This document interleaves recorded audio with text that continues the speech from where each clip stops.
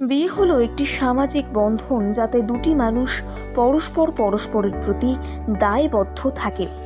বিয়ে মানেই এক পবিত্র সম্পর্ক, নারী ও পুরুষের আত্মার মিলন। বিয়ে হলো একটি সামাজিক বন্ধন যাতে দুটি মানুষ পরস্পরের প্রতি দায়বদ্ধ থাকে। আজ থেকে শুরু হলো পৌষ মাস। এই মাস শেষ হলে মাঘ থেকে শুরু হবে বিয়ে। কিন্তু পৌষ মাসে বিয়ে হয় না কেন? হিন্দু রীতিনীতি অনুসারে বিয়ে এক পারিবারিক আনন্দের অন্যতম উৎসব। হিন্দুদের বিয়ে মোট 8 রকমের হয়ে থাকে। দৈব বিয়ে, ব্রাহ্ম বিয়ে, আর্য বিয়ে, পৈশাচিক বিয়ে, রাক্ষস বিয়ে, প্রজাপত্য বিয়ে, গান্ধর্ব বিয়ে এবং আসুরিক বিয়ে। এই 8 ধরনের বিয়ের মধ্যে ব্রাহ্ম, আর্য, দৈব, প্রজাপত্য নিয়ে নানা রকমের মন্ত্র পাঠ করা হয়ে থাকে। সব থেকে বেশি প্রজাপত্য বিয়েরই প্রচলন রয়েছে। প্রজাপত্য বিয়েতে বরকনের বাবা মা বা গুরুজনরাই বিয়ের আয়োজন করে। বংশ বা প্রথা অনুযায়ী মন্ত্র বা আচার আচরণের 19-20 পার্থক্য থাকে।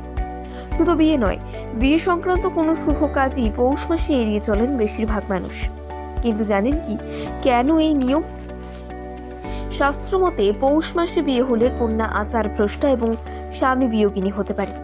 তাছাড়া বহু যুগ ধরেই দেখা যায় পৌষ মাসে দেশের মানুষ নানা কাজে ব্যস্ত।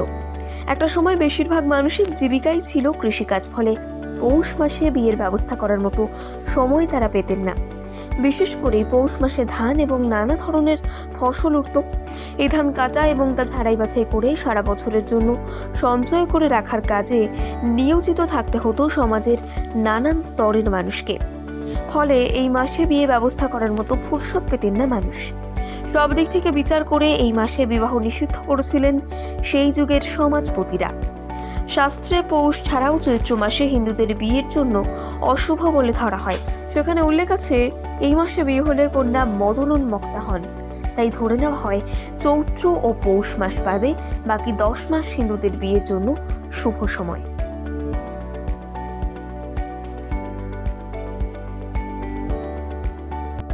বিয়ে হলো একটি সামাজিক বন্ধন যাতে দুটি মানুষ পরস্পরের প্রতি দায়বদ্ধ থাকে।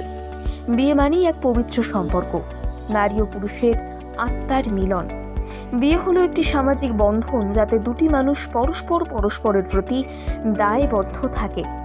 আজ থেকে শুরু হলো পৌষ মাস। এই মাস শেষ হলে মাঘ থেকে শুরু হবে বিয়ে।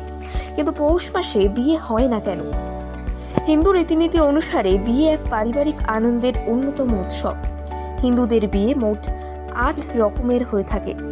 দৈব বিয়ে, ব্রাহ্ম বিয়ে, আর্য বিয়ে, পৈশাচিক বিয়ে,